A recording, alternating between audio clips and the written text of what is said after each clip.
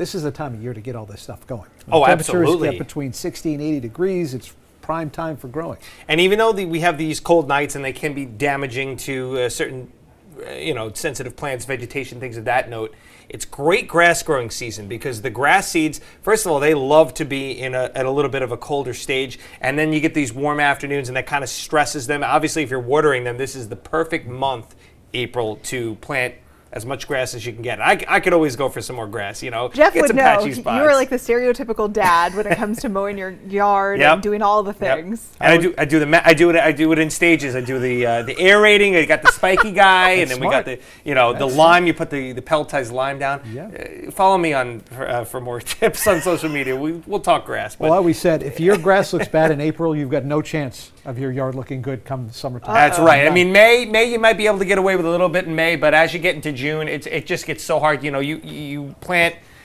say, I don't know, a couple of quarts of seed, and only about 10 to 20% of that grows in the warm season. Again, I guess you could say I've been down this road once or twice before, but in any case, we have another frost advisory for tonight. No more freeze chances. The temperature should be above freezing across most of the area, but we'll see maybe a little bit of scraping of the windshields tomorrow morning. It's gonna go away in a hurry because we have very warm temperatures tomorrow. Should get into the mid 60s, lots of sunshine.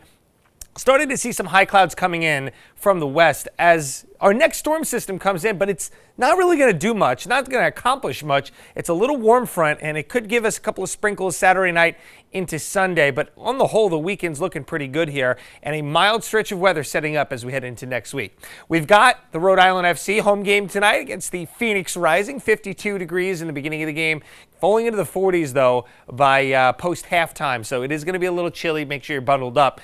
Dry weather, but a little bit warmer if you're heading up to Foxborough tomorrow for the New England Revolution game. And, of course, that's a big one because Mr. Messi's coming to town. 55 first half, 50 second half. There will be clouds moving in during the game, but any rain will be well after midnight tomorrow. As we take a look across the region right now, just some high clouds off to the south. You can kind of see them just being picked up on the satellite here, and you've seen them on some of our submissions and camera views. But other than that, it's mostly sunny. Temperatures are in the 50s inland and 40s, upper 40s at the shore right now, so it's shaping up to be a bit of a chilly evening, maybe a little bit better than yesterday, but fairly similar. So clear and a little chilly out there tonight. High pressure in control.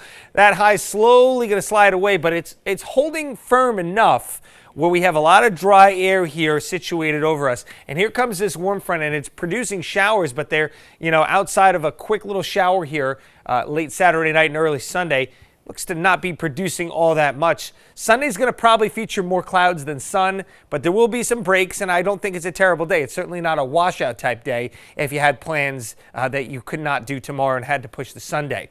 Outside of that, this is the situation kind of going forward here into early next week. We've got high pressure situated to the south. It's going to be very, very warm in this, what we call the warm sector, to the south side of all these frontal boundaries right here.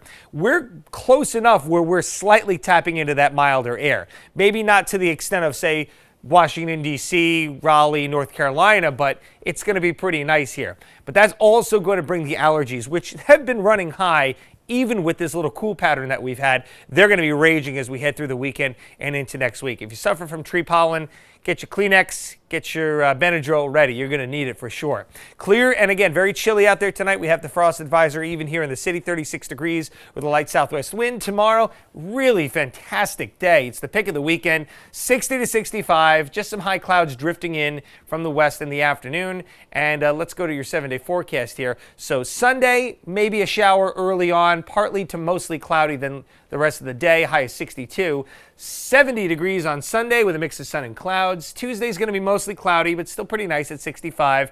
Maybe an early shower on Wednesday morning at 68. Back to 70 on Thursday. The next, if you want to call it a washout type day, that's going to be a week from today.